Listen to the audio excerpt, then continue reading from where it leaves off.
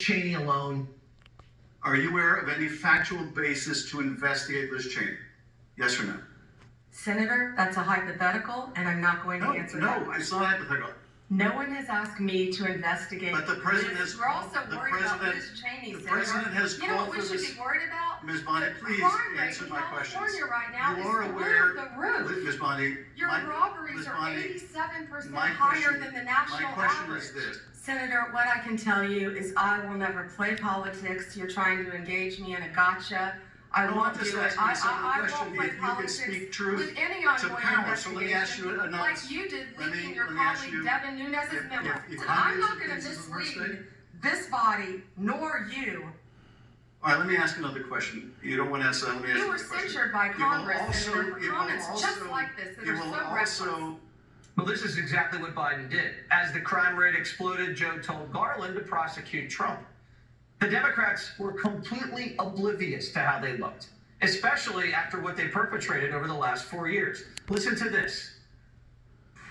And it would not be appropriate for a prosecutor to start with a name and look for a crime. It's a prosecutor's job to start with a crime and look for a name, correct? Senator, I think that is the whole problem with the weaponization that we have seen the last 4 years and what's been happening to Donald Trump. They targeted Donald Trump. They went after him, actually starting back in 2016. They targeted his campaign. They have launched countless investigations against him. That will not be the case if I am Attorney General. I will not politicize that office.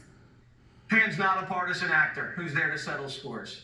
If there's probable cause that a crime's been committed by Nancy or Alvin or our good friend Fanny, I'm sure she'll look into it, but she's not there to collect scalps. She's there to clean house and return the department to what it should be, a crime-fighting department, focused on protecting the American people, not one political party.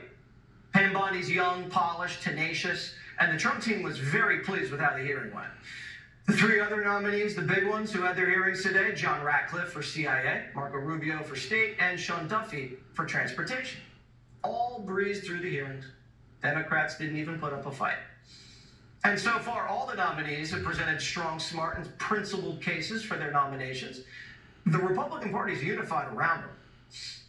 It's refreshing, isn't it? But Democrats keep getting caught flat-footed. Nothing seems to be working. Schumer promised fireworks, but all of his foot soldiers are getting outfoxed. Schumer said Republicans were going to suffer brand damage after these hearings.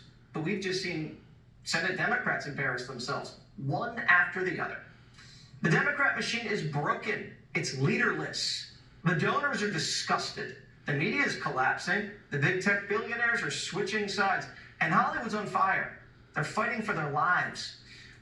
We're starting to see that without a well-funded and well-oiled propaganda machine and cancel culture enforcers, the party doesn't have the power, the discipline, or the narratives they need to survive. Trump's election has shattered that machine into a million pieces, and we have no idea how long it's going to take for them to put it back together.